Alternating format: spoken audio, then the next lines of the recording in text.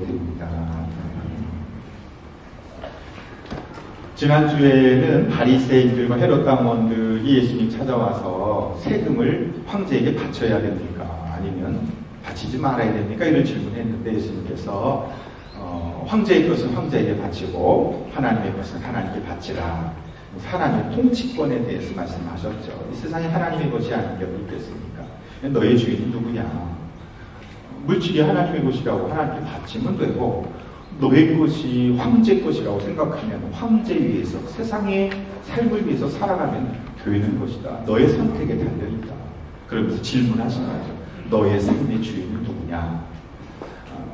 오늘은 또 다른 사람들에 찾아왔어요. 사두개 사람들이라고. 이 사두개파, 사두개인은 사두시스, 영어에는 그렇게 되어 있습니다. 사두시스 이렇게 되어 있는데 그 사람들이 예수님께 와가지고 부활에 대해서 이렇게 질문을 합니다. 왜 그러냐면 예수님을 좀 곤경에 빠뜨리기 위해서 그런 것이죠. 23절 말씀을 보십시오. 같은 날 사두개파 사람들이 예수께 와서 부활이 없다고 주장하면서, 이들이 왜 왔는가? 부활이 없다는 자신들의 주장을 예수님에게 주장하기 위해서 왔다는 거죠. 마가복음에 보면 부활이 없다고 주장하는 사두개파 사람들이 예수께 와서 물었다, 그렇게 주장하고 있습니다. 기록을 하고 있습니다. 재미있지 않습니까? 하나님 앞에 와서 지금 자기들의 생각을 주장하려고 하나님께 온 거예요. 예수님께 온 거예요. 우리가 예배를 드린다는 것은 무엇일까요? 예배를 드린다는 것은 하나님의 말씀이 나를 주장하도록 하는 게 예배 아닙니까? 내가 가진 생각을 주장하려면 하나님 앞에 오면 안 되죠. 내가 가진 생각, 내가 가진 고집, 그리고 내가 가진 계획을 하나님 이렇게 해주십시오라고 말씀드리는 게 기도가 아니고 예배가 아니고, 하나님 나의 삶을 하나님이 주장해 주십시오. 말씀으로 나를 다스려 주십시오. 그러니까 내가 나를 주장하지 아니하고 하나님이 나를 주장하도록 맡겨드림이 예배 아닙니까? 그게 그리스도인의 삶이죠. 우린 내일을 모르니까 내일을 가장 잘 아시고 내 삶에 가장 필요한 게 무엇인지 잘 아시는 하나님께서 하나님 나를 좀 다스려 주십시오. 통치해 주십시오. 그게 그리스도인의 삶이죠. 또 예배한다는 것은 내가 하나님을 설득하는 게 아니고 하나님으로부터 설득당하는 게 예배죠. 우리 자칫 잘못하면 내가 가진 생각을 하나님께 막 말씀을 드리고 요구해서 이렇게 되도록 해주십시오라고 하는 경향이 있는데, 그것은 어떻게 보면 세속적인 미신이나 우상숭배와 다를 바가 없는 거죠. 왜 진정 그리스도인의 삶이란 하나님이 나를 주장하게 하시고 하나님께 설득당하는 것, 말씀을 통해 설득당하고. 그래서 오늘 여러분 우리가 이곳에 있는 이유는 뭐 민만교의 생각을 주장하는 것도 아니고 우리의 의견을 모으는 게 아니라 하나님이 우리를 통해서 무엇을 원하시는가에 대하여 설득당하기 위해서, 하나님께 주장받기 위해서, 통치받기 위해서 오늘 우리는 예배를 드리는 것이죠. 혹시 여러분 생각 가운데, 부부 가운데도 가족 가운데 내 생각이 전부인 것처럼 자꾸 주장하다 보면 그 갈등이 생기고 분쟁이 생기고 하나가 될 수 없지 않습니까? 그래서 고린도전서 7장 3절에서 이하에 이런 말씀이 있습니다. 남편은 아내에게 남편으로서 의무를 다하라. 아내도 그와 같이 남편에게 아내로서의 의무를 다하라. 아내가 자기 몸을 마음대로 주장하지 못하고 남편이 주장한다. 마찬가지로 남편도 자기 몸을 마음대로 주장하지 못하고 아내가 주장한다. 누가 주장한다고요? 배우자가 주장하는 거라는 거죠. 이건 굉장히 성적인 설명입니다. 아마 고린도 교회에는 부부간의 갈등이 굉장히 심해서 서로 함께 살지 않는 부부들이 많았던 것 같아요. 그래서 바울은 네 몸 아니야. 네 남편 몸이고 네 아내 몸이야. 이렇게 얘기하면서 서로 물리치지 마십시오. 여러분이 기도에 전념하기 위하여, 기도할 때에 합의한 경우에는 좀 서로 떨어져 살 수 있지만 그런 다음에는 그 뒤에 다시 합해라. 여러분이 절제하는 힘이 없는 틈을 타서 사탄이 여러분을 유혹할까 염려되기 때문입니다. 부부가 그 따로 사는 것, 따로 자는 것, 그 성경이 원하는 게 아니다라는 거죠. 그래서 서로 자기의 생각만 주장하지 말아라, 그렇게 말씀합니다. 그럼 계속해서 자신의 생각이 옳다고 주장하면 어떻게 될까? 로마서 2장 1절에서 바울이 이렇게 증가합니다. 남을 심판하는 사람이요, 그대가 누구이든지 죄가 없다고 변명할 수 없다. 그대는 남을 심판하는 일로 결국 자기를 정죄하는 셈이다. 남을 심판하는 그대도 똑같은 일을 하고 있기 때문이다. 이런 일을 하는 사람들을 하나님의 심판을 피할 수 있을 줄 생각하느냐? 하나님이 인자하심을 베푸셔서 그들을 인도하여 회개하게 하신다는 것을 알지 못하고 오히려 하나님의 풍성하신 인자하심, 너그러우신 오래 참으심을 없인 여기느냐? 그대는 완고하여 회개할 마음이 없으니 하나님의 공정한 심판이 나타날 진노의 날에 자기가 받은 진노를 스스로 쌓아 올리고 있는 셈이 아니냐. 그래서 자꾸 자기의 생각만을 주장하는 것은 결국 하나님 앞에서 하나님의 진노를 쌓아 올리는 것과 같다. 그래서 나의 생각을 너무 주장하지 말고 용납하고 용서하고 할 때 비로소 부부가 하나 될 수 있다. 공동체가 하나 될 수 있다. 그렇게 성경은 말씀합니다. 그래서 쓸데없는 주장을 내세우고 있는 것은 없는가. 이 지금 사두개파 사람들은 부활이 없다고 하는 자기들의 신학적 주장을 하나님 앞에 와서 주장하기 위해서 그렇게 하고 있다는 것이죠. 사랑하는 여러분, 하나님께 내 생각을 주장하시지 마시고 하나님의 말씀이 나를 주장하도록 맡기는 여러분에게 축복합니다. 하나님을 설득하려고 하지 마시고 하나님께 설득당하는 삶이 가장 복된 삶임을 오늘 깨달아 알 수 있습니다. 유대인들 가운데는요, 부활을 믿는 사도 바리새인이 있었는가 하면 오늘 본문에 나온 사두개 사람들은요, 부활과 천사를 믿지 않고 사람이 죽으면 없어진다고 생각했어요. 그러니까 이 세상이 유일하다고 생각한 사람들이 이 사두개파 사람들입니다. 이 사두개파 사람들의 현재 그 신분이 굉장히 재미있어요. 이 사두개파 사람들의 이 사두개라고 하는 그 어원은 솔로몬 왕 시대에 사독이라는 제사장이 있었거든, 대제사장. 그 사독이라고 하는 대제사장의 후손들이 사두개파 사람들이에요. 그러니까 조상이 대제사장입니다. 성전에서 예배를 집례하는 총책임자입니다. 그리고 그 후손들이 다 제사장이 된 거예요. 그러니까 숫자는 얼마 안 됐지만 예루살렘 성전을 통치하고 지배하고 다스리고 있는 사람들입니다. 이스라엘의 정치, 경제, 사회, 문화의 가장 우두머리입니다. 이 재벌들입니다. 돈을 많이 모아놓은 사람들입니다.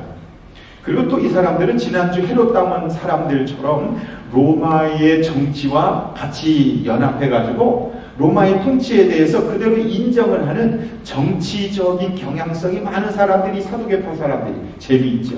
원래 정교 분리되어야 하지 않습니까? 정치는 정치, 종교는 종교인데 이것을 하나로 통합해서 그것을 이끌어가는 사람들이 사두개파 사람들, 실권을 가진 사람들입니다. 겉으로는 가장 종교적이었지만 가장 세속적인 사람들이죠.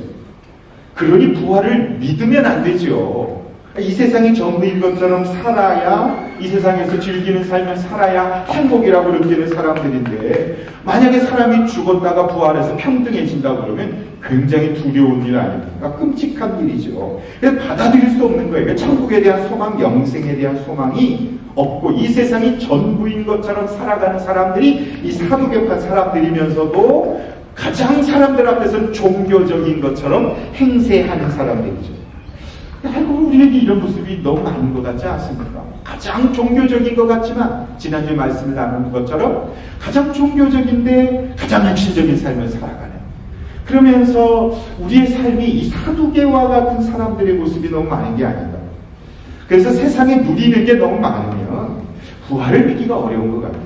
세상에 가진 것이 많은 사람들은요, 천국에 대한 소망을, 영적인 것에 관심을 갖기 참 힘든 것 같아요. 저도 초신자 때는요, 처음 예수님 만났을 때 그 천국에 대한 찬양만 불러도 굉장히 마음에 감동이 되고 눈물이 났어요. 예를 들어 그 손양원 목사님처럼 하늘에 이상한 구름만 껴도 행여나 우리 주님 오실까 하고 그런 찬양, 그리고 천국에 대한 소망 이런 거 하면 지금 삶이 너무 힘들고 어려우니까 그래 천국에 대한 소망을 갖게 되는 거 아닙니까? 그래서 한국의 그 복음이 확산된 가장 결정적인 계기가 예수 믿으면 천국 가요. 그래서 죽어서 가는 하나님의 나라를 이야기하니까 아유 고생스럽고 이 땅에 사는 거 먹고 살기 힘든데 빨리 죽어 천국 가면 좋지 뭐, 눈물도 없고 고통도 없다는데 그런 그 선교사들이 그 미국 선교 그렇게 해서 한국의 천국의 개념이 좀 왜곡된 경향이 있지 않습니까? 근데 지금은 가진 것이 많고 세상이 너무 좋다 보니까 너무 재미가 있는 거예요. 그러다 보니까 주님과 점점 멀어지고 있는 경향성이 너무 많이 있죠.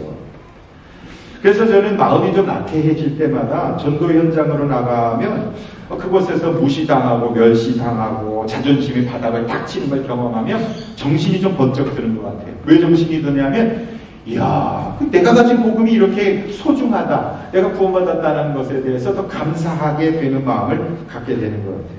사랑하는 여러분, 부활을 믿지 않으면요 세속적으로 바뀝니다. 천국을 소망하고 하나님의 심판을 바라보지 아니하면요 우리는 육신적으로 추락할 가능성들이 너무너무 많은 사람이다 라고 하는 거, 이 사두개파 사람들을 통해서 깨달아 알 수 있습니다. 그래서 나에게는 혹시 사두개파 사람들처럼 종교적이긴 하지만 세속적 삶을 살아가고 있는 것은 없는가? 이 세상이 전부인 것처럼만 살고 있는 모습은 없는가? 너무 내가 세상을 좋아하고 살고 있지 않은가? 마치 영생이 부활이 없는 것처럼. 한번 스스로에게 질문해 볼 필요가 있겠죠. 부활을 믿지 않는 이 사두개 사람들이 이상한 논리를 가지고 와서 예수님을 트집지 않습니다. 24절을 보십시오. 선생님 모세가 말하기를, 즉 모세오경을 말합니다. 어떤 사람이 자식이 없이 죽으면 그 동생이 형수에게 장가들어 그 후손을 만들어줘야 한다고 했습니다. 이 신명기 25장 5절에 나오는 말씀이에요. 모세오경 신명기 25장 5절에 큰 형이 아이가 없이 죽었어요. 형수가 있잖아요. 그 남자 동생이 형수와 결혼을 해서 그 형의 후손을 만들어 가도록 하는 법, 그것이 계대 결혼, 또 형사 취수 이렇게 했습니다. 형의 죽음, 죽을 사자, 취할 취, 형수할 때 숫자. 그래서 형수와 결혼하여 자손을 만들어도록 하는 게 형사 취수입니다. 고대는 전쟁이 많았어요. 남자들이 전쟁터에 나가면 많이 죽었지 않습니까? 자녀가 없이 자손이 없이 죽으면 혼자 남겨진 여인, 과부의 상황은 비참하기 그지없는 것은 당연하지 않습니까? 그래서 하나님께서는 홀로 남겨진, 자녀가 없이 홀로 남겨진 여인을 보호하기 위하여 이 법을 만든 거예요. 결국 하나님의 사랑에 근거한 법이 바로 이 법이거든요. 그래서 자녀를 낳게 하여 그 자녀로 의지하면서 남은 노후를 보낼 수 있도록 하는 법이지요. 그 얘기 찾아보니까 우리나라 고구려에도 그 형사 취수라고 하는 제도가 있었답니다. 고구려의 한 왕이 아들이 없이 죽었는데 그 왕후가 남겨졌는데 그 동생이 그 왕후와 결혼을 해서 그 후손을 이어갔다라는 건데 조선 때에 없어졌다고 하는 거죠. 성경에 보면 룻기에 나오는 보아스와 룻의 결혼이 바로 그 제도 아닙니까?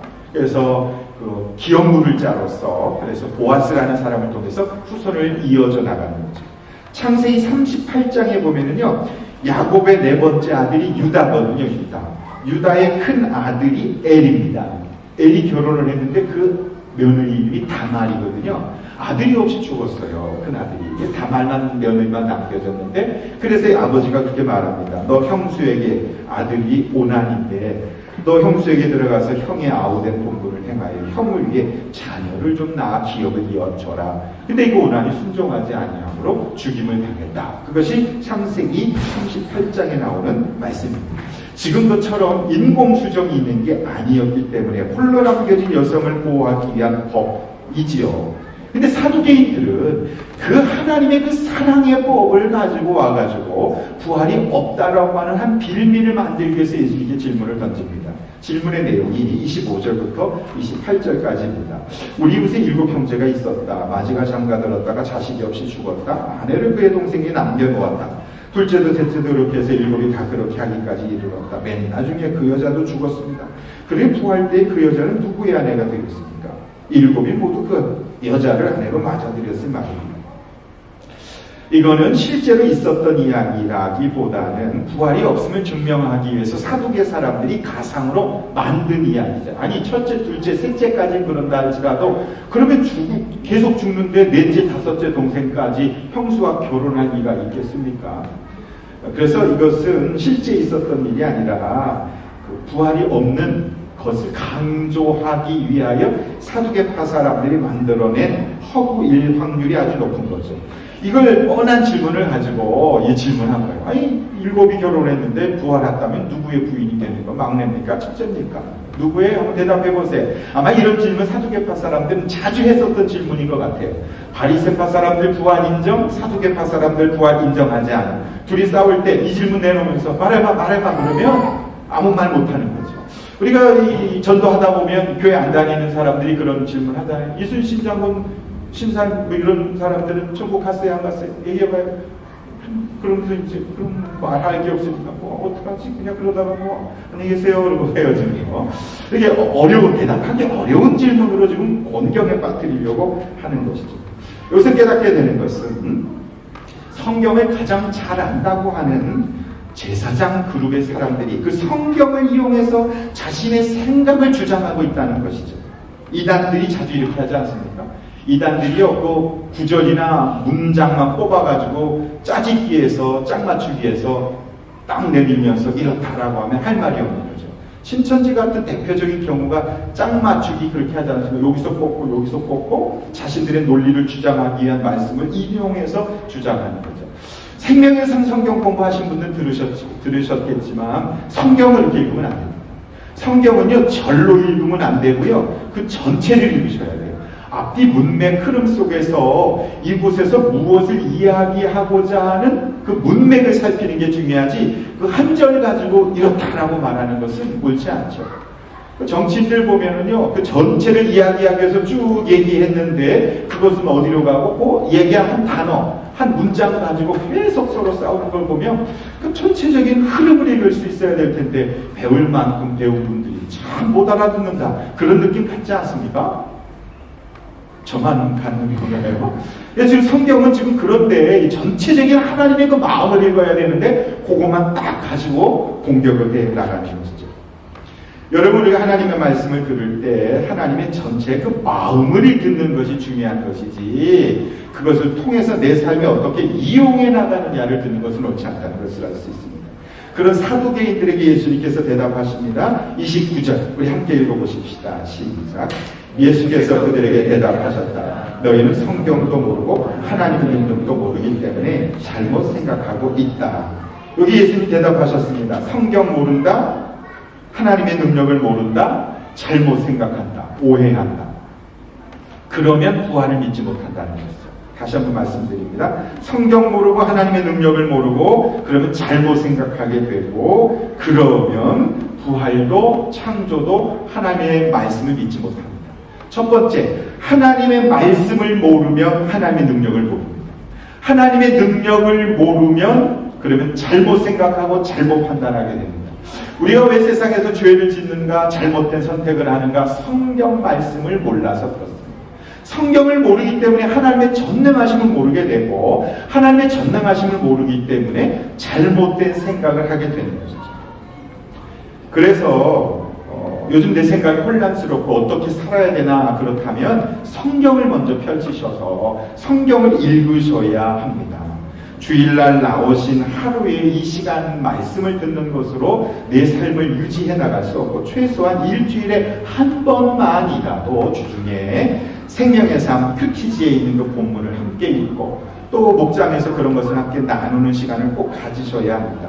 지난주 토요일 레위기 말씀을 보니까요, 항상 하나님 앞에 그 빵을 진설하라, 이런 말씀이 나왔습니다. 그리고 그 빵을 제사장들은 거룩한 곳에서 나누어 먹으라, 후손들과. 제가 그 말씀을 딱 묵상하다가 깨닫게 됐어요. 그렇구나. 하나님의 말씀을 항상 나누어 먹는 것이 너무 중요하구나. 제가 그 큐티에 대해서 아까 잠깐 말씀드렸다시피 주일에 교회에 와서 말씀을 나누는 건 참 중요합니다. 제가 어디 미용실에 머리를 깎으러 갔는데 교회를 지금 호주교회 다닌대요. 왜 호주교회 다니십니까? 그랬더니 주일에 교회를 가면 예배 끝나고 나면 얘기하는 소리들이 계속해서 세상 이야기만 해서, 내가 세상 이야기하고 교회 간 게 아니라 일주일 내내 난 너무 힘들고 수고해서 일요일만이라도 교회 가서 하나님 말씀 듣고 하나님 말씀으로 위로받고 그 성도들 하나님의 말씀의 은혜를 나누고 싶은데 그런 얘기는 하나도 하지 않고 모여가지고 그냥 이상한 얘기만 하고, 누구 얘기나 사람 얘기한다고 하는데 자기는 너무 힘들다는 거예요. 차라리 호주교회 가서 신앙생활을 하는 것은 낫지, 자꾸 말 나오고 말하고 사람 이야기하는 거 너무 칠증이 난다. 제가 그 이야기를 듣고 정말 마음에 큰 도전이 되었습니다. 또 교회 가서 뭘 하냐, 무슨 일 하냐, 이렇게 자꾸 호구조사하는 것 같아서 딱 교회 가기가 너무 싫다, 이런 얘기도 들었고, 종합해 볼 때 교회란 주님의 교회에서 하나님의 말씀을 나누는 곳이어야 하겠구나, 이런 것을 알게 되어서 그 외의 것은 그렇게 중요하지 않은 거죠. 그래서 오늘부터 아까 조를 짰잖아요. 그래서 네 분이 만나서 짧게라도 오늘 말씀을 통해서 나는 요걸 깨달았습니다. 근데 이렇게 좀 살려고 합니다. 기도해 주십시오. 그리고 네 명이 함께 서로를 위해서 기도하고, 뭐 10분이면 되지 않습니까? 이렇게 같이 기도하고 또 헤어진다면 얼마나 좋을까. 그런 생각을 해서 오늘 했는데 괜찮죠? 제 아이디어가. 안 좋다고 해도 뭐 이미 할 건데요. 그래서 우리가 서로 이렇게 말씀을 나누는 그런 교회가 되었으면 좋겠습니다. 그래야 믿음이 생기고 또 부활에 대한 은혜를 누릴 수 있습니다. 또 30절 말씀에 부활을 믿지 않은 사두개인들에게 이렇게 말씀하십니다. 우리 같이 읽어보십시다. 30절 시작. 부활 때에는 사람들은 장가도 가지 않고 시집도 가지 않고 하늘에 있는 천사들과 같다. 아멘. 여기 나오잖아요. 천국에 가면 어떤 모양이 돼요? 어떻게 돼요? 부부가 같이 살아요? 아니요. 그렇게 아니라고 지금 말씀하고 있습니다. 남자 여자는 왜 부부가 되어야 하냐면 경건한 자손을 낳기 위해서 부부가 만들어지는 거예요. 요즘은 동성결혼을 통해서 입양을 하지만 하나님의 계획이 아니지 않습니까? 남자와 여자가 사랑해서 부부가 돼서 가정을 만들어 그곳에서 이루시고자 하는 것은 경건한 거룩한 후손을 만드는 것, 이게 하나님의 가정을 이룬 계획입니다. 왜 남자 여자 가정을 만드나? 주님의 자녀를 잘 양육하기 위해서 가정이 필요한 것이죠. 근데 천국에서는 자녀를 낳을 필요도 없고 자녀를 양육할 필요도 없고 다 모두 하나님의 자녀들이 되는 것이죠. 그래서 결혼제도가 필요가 없는 거죠. 그래서 천국에서는 누구의 남편이냐 누구의 아내냐는 것은 의미가 없습니다. 우리가 천국에 가서 만나면 아내의 남편이라는 것은 기억할지 안 할지는 뭐 기억할 수도 할 확률이 더 높을 것 같아요. 그러나 중요한 건 천국에까지 가서 우리가 부부로 같이 살지는 않는다라는 거죠. 할렐루야! 네. 천국이 그래서 좋은 곳이야. 재봉한 집사님, 천국은 같이 안 산다? 천국에까지 가서 살면 거기가 천국이냐? 이것으로 충분하다 라고 말하는 남자들이 많더라. 저는 너무 아쉬워합니다. 너무 아쉬워요. 그러나 성경은 분명한 건 천국에서 부부로 같이 안 산다. 그래서 진짜 천국이다 라고 말씀합니다. 천국에서는 누구의 남편 아니가 의미가 없죠. 우리는 하나님 앞에서 한 가족, 한 자녀이기 때문에 있습니다. 근데 그들은 오해했습니다. 그래서 예수님께 말씀하십니다. 31절, 32절. 우리 믿음으로 같이 한번 중요한 말씀이니까, 결론이니까 읽어보십시다. 시작. 죽은 사람들의 부활을 두고 말하면서 너희는 아직도 하나님께서 너희에게 하신 말씀을 읽어보지 못하였느냐. 하나님께서는 나는 아브라함의 하나님이요 이삭의 하나님이요 야곱의 하나님이다 하고 말씀하셨다. 하나님은 죽은 사람의 하나님이 아니라 살아있는 사람의 하나님이시다. 아멘. 모세오경 가지고 와서 얘기하니까 모세오경으로 대답하신 거예요. 이 말씀은 출애굽기 3장 6절의 말씀을 딱 뽑아서 예수님께서 말씀하신 거예요. 이 말씀은 무슨 배경이냐면 하나님께서 모세에게 말씀하신 거예요. 이스라엘 백성들이 이집트에서 노예 생활하고 있을 때 하나님은 모세를 호렙산으로 부르셔서 내 발에서 실을 벗으라 이렇게 말씀하셨어요. 내가 너를 이집트로 보내서 그들을 구원하기를 원한다. 하나님께 말씀하실 때 모세가 내가 누가 보내서 갔다고 말해야 됩니까? 그랬을 때 하나님이 이 말씀하신 거예요. 나는 아브라함의 하나님, 이삭의 하나님, 야곱의 하나님이다 라고 말씀하세요. 근데 모세 이전 수백 년 전에 아브라함과 이삭과 야곱은 다 죽었거든요. 여기에서 중요한 건 시제예요. 시제. 시간을 무엇으로 말하느냐? 과거냐? 현재냐? 미래냐? 지금 하나님께서 이 말씀하셨던 것은 이런 뜻이에요. 나는 지금도 살아있는 아브라함의 하나님이다. 나는 지금도 살아있는 이삭의 하나님이다. 나는 지금도 살아있는 야곱의 하나님이다. 현재 시제로 하나님께서 말씀하셨다라고 예수님은 지금 그것을 인용하신 거예요.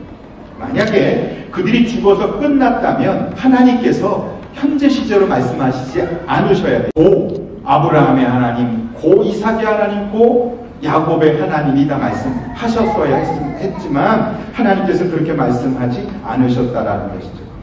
그래서 이렇게 장례식에 가면 고 누구 이렇게 쓰잖아요. 예전에 그 교회에서 장례식이 있었을 때 제가 고자를 뺐어요. 그랬더니 한 선교사님이 아니 왜 고자를 안 쓰냐고. 그래서 이 말씀을 드렸어요. 하나님은 살아계신 하나님의 하나님이시다. 예수 믿고 죽으면 육체는 죽었지만 흙으로 돌아갔지만 그 영혼은 그 이후로 영원토록 하나님의 나라에 있으니 현재도 실제하는 하나님의 자녀로 살아가고 있기 때문에 그렇다라는 거죠. 이 말씀은 무슨 뜻이냐면 너희가 죽은 영혼이기 때문에 하나님의 부활을 믿지 못하기 때문에 죽은 하나님을 믿는 것이다라는 것이죠. 너희가 너무 세상에 사로잡혀 있기 때문에 살아계신 하나님 믿지 못한다는 거죠. 왜 살아있다라고 하는 이 뜻은 하나님께서 예비한 영생, 영광을 위한 부활에 참여하는 사람들이 살아있는 거예요. 그러나 죽어있다라고 하는 것은 그러한 하나님의 살아있는 그 은혜를 구원받지 못한 자들이 죽어있다는 거예요. 육신의 죽음이 아니고. 그러므로 오늘 너희들은 살아있는 하나님, 지금도 예수를 믿고 살아있는 사람들, 조상들의 하나님을 믿느냐, 아니면 죽으면 끝이라고 생각하는 하나님을 믿느냐, 그렇게 예수님께서 말씀하셨다라는 거죠. 그랬더니 33절에 이 말씀을 듣고 예수의 가르침에 다 놀랐다. 이 말씀을 통해서 우리는 무엇을 깨달을 수 있는가? 첫째는요, 부활의 소망을 가져야 된다는 것을 알 수 있어요. 해보실래요? 부활의 소망을 가져야 한다. 부활의 소망을 가져야 한다. 나이가 들면 늙어간다는 것이 슬픈 것은 사실입니다. 그러나 우리의 몸은요, 옷을 오래 입으면 낡아지잖아요. 이게 나이가서 색도 변하는 것처럼 우리의 몸은 세월이 흐르면 낡아지기 마련입니다. 차도 오래 쓰면 고장나고 나중에 폐차해야 되는 것처럼 우리 몸도 오래 쓰면 고장나고 나중에는 죽을 수밖에 없습니다. 육신은. 그러나 아무리 우리의 몸이 낡고 병들어도 예수 그리스도를 믿는 사람들에게는 부활의 소망이 있습니다. 소망이 있기 때문에 이 땅에서 살아가는 결핍이 있다 할지라도 우리는 좌절하지 않습니다. 부활하면 가장 아름다운 모습으로 영광스러운 모습을 변화된다고 성경은 말씀합니다. 구약에는 예언만 있지만 예수 그리스도께서는 실제로 그 부활의 첫 열매로 죽으셨다가 부활하심으로 제자들에게 보여주시고 나타나셨습니다. 그래서 제자들에게 너 나를 믿으면 영원히 산다. 살아서 나를 믿는 자는 영원히 죽지 않는다고 말씀을 하신 것이죠. 바울은 고린도전서 15장 42절에 이렇게 증거합니다. 죽은 사람들의 부활도 이와 같습니다. 썩을 것으로 심는데 썩지 아니할 것으로 살아납니다. 비천한 것으로 심는데 영광스러운 것으로 살아납니다. 약한 것으로 심는데 강한 것으로 다시 살아납니다. 그래서 나이가 들고 병든다는 것에 대하여 안타까워하기보다는 어제 보니까 이어령 교수님은 이제 암이 걸리셔서 돌아가실 때가 얼마 남지 않았는 마지막 그 인터뷰라고 하면서 하셨는데 그 맨 끝에 이런 말씀이 이런 그 인터뷰에 있더라고요. 죽음은 새로운 생명으로 향하여 나아가는 문과 같다. 그래서 죽음은 소망이다. 죽음은 생명이다. 내 앞에 맞닥뜨려 있는 죽음을 맞이하는 자신의 자세를 인터뷰를 통해서 고백을 했는데 참 많이 감동을 받았습니다. 예수를 믿는다는 것은 이러한 위대한 능력이 있구나. 초대 문교부 장관으로서 한국의 석학으로 꼽히던 이어령 교수가 사랑한 딸이 암이 걸려 또 먼저 세상을 떠났거든요. 그 딸이. 그래서 목사님이시고 그런데 그 딸을 통해서 복음을 듣고 자신은 예수를 믿게 되었습니다. 어느 날 하와이에 와 있던 딸이 눈이 안 하와이에 있는 딸에게 갔는데 딸이 요리를 하는데 자꾸 헛칼질을 하길래 너 왜 그러냐 그랬더니 눈이 안 보이기 시작한 거예요. 근데 놀랍게 그 미국 병원에서도 못 고치던 그 눈을 한국에 한번 가서 수술해보지 않겠니? 그러면서 한국에 와서 있는데 그 눈이 고쳐진 거예요. 수술도 하지 않았는데 갑자기. 그러면서 아버지에게 복음을 전했고 이어령 교수님이고 온누리교회 하영주 목사님과 이렇게 목사님들 통해 세례를 받고 지금 간증도 하시고 그런 모습. 그러면서 나는 영원히 죽지 않는다라는 소망의 그 인터뷰를 제가 보면서 그렇구나. 믿음을 갖는다는 것은 이렇게 소중한 일이구나 알게 되었습니다. 사랑하는 여러분, 불치병이 있거나 신체적인 장애가 있거나 외모적인 어려움이 있거나 불편함이 있다 할지라도 우리는 완전한 몸으로 아름다운 몸으로 부활한다는 그 소망을 가지고 아무리 병을 잘 고쳐도 천국에 갈 날을 조금 연장할 뿐이지 그 이상도 그 이하도 아니다는 것이죠. 결국은 다 죽지 않습니까? 그러나 그 다음엔 부활이 있습니다. 부활을 소망하면서 이 땅 가운데서 믿음으로 살아가는 저와 여러분 될 수 있기를 소망합니다. 그러면 그 부활을 믿는다면요, 두 번째 이 말씀을 통해서 적용하는 것은 전도해야 됩니다. 여러분, 사랑하는 부모님, 형제, 자매, 아들, 딸들이 죽고 나서 헤어지는 것이 아니라 부활의 몸으로 영원히 다시 살게 된다면 그럼 가족을 전도해야죠. 한국에는요, 예전에는 영결식이라고 했습니다. 영결식. 영결식의 뜻은 영원히 헤어진다는 거예요. 근데 기독교는 영결식이라는 단어를 쓰지 않습니다. 그냥 장례식 그럽니다. 그러니까 돌아가신 분에 대한 예의를 표하는 것, 그게 장례고 하나님께 예배를 드리는 게 장례 예배입니다. 우리는 영결이 아닙니다. 예수 그리스도 안에 있는 자들은 반드시 다시 만납니다. 그렇다면 내 부모 형제에게 어떻게 복음을 전하지 않을 수가 있겠습니까? 만약 기독교가 종교라면 갈등을 일으키면서까지 뭐하러 전도하겠습니까? 또 종교는요, 사람의 마음의 평안을 얻기 위해 만들어진 것이 종교입니다. 만약에 마음을 얻기 위한 종교의 하나라면 기독교가 아니 A 종교를 믿든 B 종교를 믿든 C 종교를 믿어서 마음의 평안만 얻으면 된다면 그러면 아무거나 믿으면 되지요. 그러나 기독교는 종교가 아니고 생명이고 진리입니다.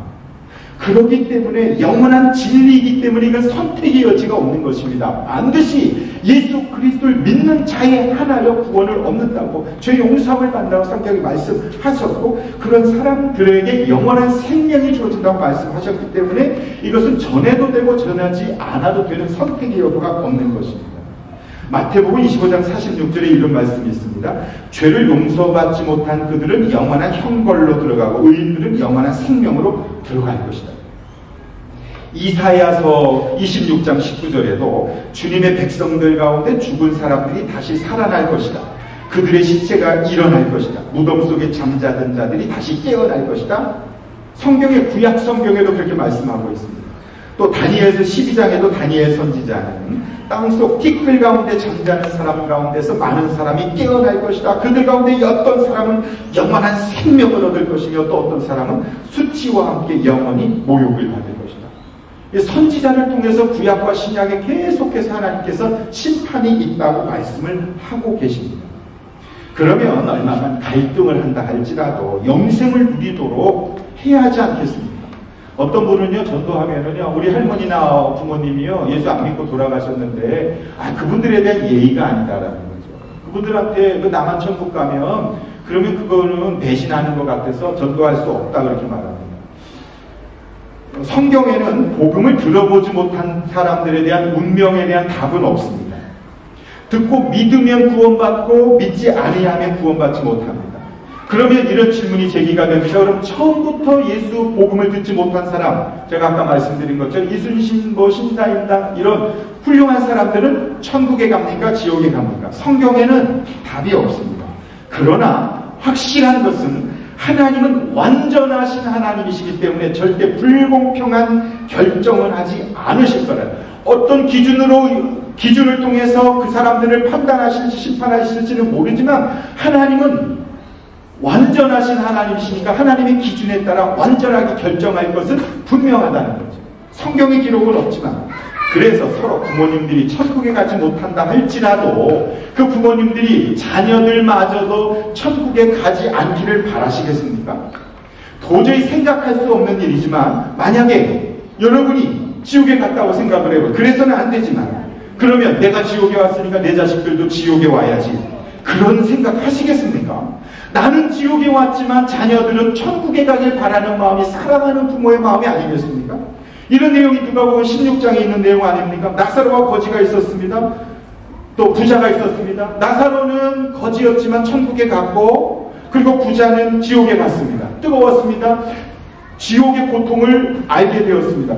그래서 하나님께 말씀드리잖아요. 내 형제 5명이 있는데 제발 저 나사로를 부활시켜서 그 형제들에게 가서 지옥에 오지 않도록 하게 해주십시오. 그게 사랑하는 사람 마음 아닙니까? 형제가 지옥에 오지 않기를 바라는 마음이 부자의 마음입니다. 그러니 우리 조상들이 천국에 못 갔다고 나도 따라 저리 지옥 가야지. 그런 마음이 옳은 마음은 아니죠. 절대 이곳에 오지 말라는 것이 그게 사랑하는 사람 마음 아닙니다. 여러분 우리가 아름다운 경치의 환경에 여행만 가도 와 너무 좋다 그러면서 뭐라고 말합니까? 아유 애들도 데려올 걸. 우리 부모님 여기 와서 이거 보면 참 좋을 텐데 이런 얘기 하잖아요. 맛있는 음식 먹으면 이거 애들 생각나잖아요. 사랑하는 사람이 생각나는 건 당연하지 않습니까? 그렇다면 그러면 그 영원한 생명 하나님의 나라에 대하여 우리가 믿는다면 당연히 그것을 증거하고 전해야 되는 것은 마땅하지요. 부활을 믿는 사람들은 마지막으로 일상생활 속에서 부활의 삶을 살아야 됩니다. 따라해보시죠. 일상생활 속에서 부활의 삶을 살아야 한다. 32절 말씀해 보시면 하나님은 죽은 사람의 하나님이 아니라 살아있는 사람의 하나님이시다. 여기 살아있는 사람의 하나님이다라고 하는 말씀은 일상생활 속에서 부활을 체험하며 살아가는 것을 지금 말씀하고 계시는 것입니다. 우리는 특정한 장소에서만 하나님을 예배하지 말고 일상생활 속에서도 삶 속에서 임재하시는 살아계신 하나님, 그 주님을 예배할 수 있는 것이죠. 그래서 유진 피터슨이라는 학자는 부활이라는 책에서 이렇게 쓰고 있습니다. 주일 예배는 소중하다. 우리가 참석하는 성경 공부 또한 중요하다. 수련회에 가는 것도 중요하다. 하지만 우리의 인생 전체를 두고 본다면 우리가 의식하지 못하는 가운데 우리의 식사에 소리 없이 함께 하시는 부활하신 그리스도의 임재만큼 우리의 삶에 큰 영향력을 미치는 것은 없을 것이다. 여러분, 진짜 부활을 체험하는 것은요, 삶 속에서입니다. 부활을 믿는다면 아이들을 픽업하고 부부가 대화하고 돈을 쓰고 육아를 하고 직장을 다니고 일터에 있으면서 그 순간 그 현장 속에도 살아계셔서 역사하시는 그 주님과의 교제, 주님과의 만남이 있는, 그래서 그것이 즉 부활을 실천하는 삶을 살아가는 것이라고 이야기하는 것이죠. 사두개파 사람들은 성전 안에서만 하나님을 예배했지만 우리는 그것이 아니라 내 삶 속에서 이미 구원받았기 때문에, 이미 천국이 나의 소유이기 때문에 삶 속에서 매일매일 어려움이 있다 할지라도, 문제를 만난다 할지라도 부활의 주님을 예배하며 나아가는 삶, 그것이 부활을 체험하는 삶이 아닐까요? 하나님은요, 죽은 사람의 하나님이 아니라 살아있는 하나님이시다. 누가 살은 자고 누가 죽은 자입니까? 하나님에 대하여 살은 자와 하나님에 대하여 죽은 자를 이야기하는 것이죠. 여러분, 사람이 죽으면 감각이 없잖아요. 시체이니까. 그런 것처럼 영이 죽으면 하나님의 말씀에 대해서 깨달음이 없고 자극이 없고 그리고 마음속에 아무런 감각이 없는 상태가 되는 것이죠. 하나님은요, 그런 사람의 하나님이 아니시다라는 거죠. 그래서 살아있는 예배를 드리는 것은 오늘 이곳에서뿐만 아니라 삶 속에서 예배자로 살아가는 것을 이야기하는 것은 아닐까요? 유명한 개혁자 마틴 루터가요, 이런 에피소드가 있습니다. 마틴 루터가 종교개혁을 하는데 너무 많은 공격을 받아서 그가 3일 동안 집에 쓰러져서 누워있었대요. 탈진한 거죠. 그리고 나 더 이상 종교개혁 못하겠다.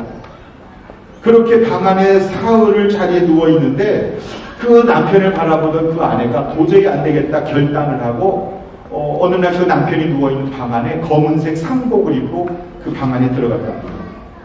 루터가 깜짝 놀라서 그 아내를 보면서 여보 누가 죽었어? 그랬더니 그 아내가 예, 누가 죽었어요. 누가 죽었는데? 그랬더니 하나님이 죽었어요. 그렇게 얘기를 했대요. 남편 마틴 루터가 그런 경망스러운 말이었냐, 왜 하나님이 죽었냐, 살아계신 하나님인데. 그러자 그 아내가 이렇게 말했답니다. 만약 하나님이 죽지 않았다면 당신이 이렇게 절망한 채로 하나님이 안 계신 것처럼 낙심하여 있을 리가 없지 않습니까? 그 말 한마디 마틴 루터는 자리에서 벌떡 일어나서 아내와 함께 예배의 자리로 나갔다는 것이죠. 그리고 다시 한번 성령 충만함으로 종교 계획을 완수했다는 것이죠. 사랑하는 여러분, 우리의 삶이 마치 하나님 안 계신 것처럼 죽은 것처럼 살고 있는 것은 아닙니다. 내 인생에 힘들고 어려움, 갈등과 어려움이 있다 할지라도 하나님이 지금도 살아계셔서 실제하신다면 그 하나님이 바르게 온전하게 그리고 하나님의 뜻대로 이끌어 가실 것을 믿고 부활하여 역사하시는 그 하나님을 경험하며 살아가는 기도의 자리로, 예배의 자리로 벌떡 일어나 나아가야 하지 않겠습니까? 하나님 여러분 보실 때 살아있는 자로 보시겠습니까? 죽어있는 자로 보시겠습니까? 정말 살아계신 하나님 나와 함께 하신 것을 믿는다면 이제 일어나셔서 절망하지 말고 용기를 가지고 기도의 자리로, 말씀의 자리로, 예배의 자리로 나아가신다면 부활하여 죽음을 이기시고 살아계신 그 주님이 어찌 저와 여러분을 돕지 아니하시겠습니까? 그런 한 주간 우리 모두 될 수 있기를 주님의 이름으로 축복합니다. 기도하겠습니다. 하나님, 살아있는 자로 살게 하시고 사두개인의 모습을 버리고 주장하기보다는 주장받고 설득하려 하기보다는 설득당하는 우리들 되게 하시고 살아있는 믿음으로 살아계신 주님과 동행하는 신앙생활 하게 하여 주옵소서. 예수님의 이름으로 기도드립니다.